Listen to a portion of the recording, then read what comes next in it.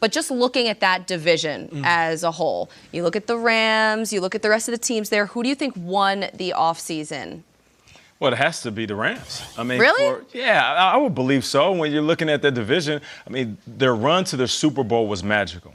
They got punched in the mouth. They had to taste their own blood this entire offseason.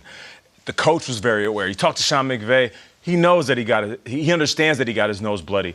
Jared Goff understands all these people are still doubting me, yet and still the team rides with their coach, pays him, rides with their quarterback, pays him. Todd Gurley is sitting back on ice ready to tear this league up. The wide receivers are going to be stronger than ever. Talking about winning the offseason, you know who else is coming back? Cooper Kupp is coming back. And he is an absolute beast. On the flip side, Aaron Donald is the best player in all of football. So as far as winning, there's no team that has had more additions. And by additions, I mean giving your quarterback more confidence because you pay him, giving your coach more confidence because you gave him a bunch of money. I feel like it has to be the Rams. With the Rams, too. McVay got engaged this summer, right? There you go. His life is stable there. He comes back from the trip and gets a 5-year extension to one of the highest paid coaches in the entire NFL. This Veronica? Veronica is now going to be Mrs. McVay. K.A. They lock up the coach. They lock up the GM. And, guys, the most underrated signing of the offseason was Eric Weddle. Eric Weddle comes in, and immediately you have a coach on the field. They feel so good about what he brings to that defense that they think they are going to be even better on the defensive side of the ball than they were a year ago, when, by the way, the Patriots only scored 13 points in the Super Bowl. The Rams got better this offseason. Psychologically, I can't speak to that. I don't know if the Super Bowl hangover is a thing or if they're going to keep on thinking about not being able to score in the big game. But I do know on paper and in the front office and in the coaching staff, they're a lot more stable than they were a year ago at this time.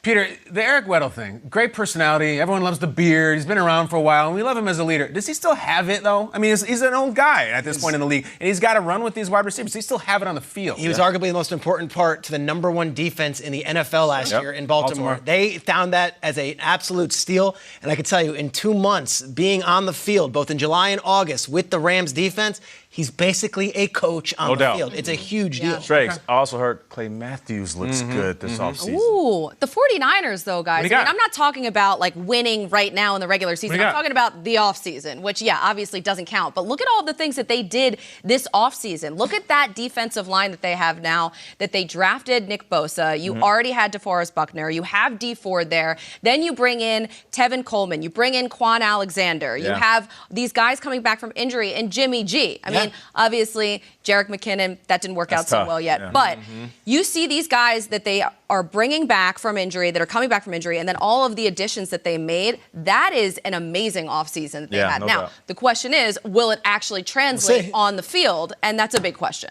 This is the season for them. This is the one. And let me just, at one point, in 4 days, we're going to see the Cardinals play the Lions, and we're going to know if the Arizona Cardinals won the offseason, because we're going to see Kyler Murray, the real Kyler Murray, none of this preseason dink and dunk, what they went through and what they endured in the media and inside the organization with Rosen and Cliff and a one-and-done head coach last year to bring in Cliff and Kyler. We will see Cardinals-Lions this weekend if maybe they won the offseason.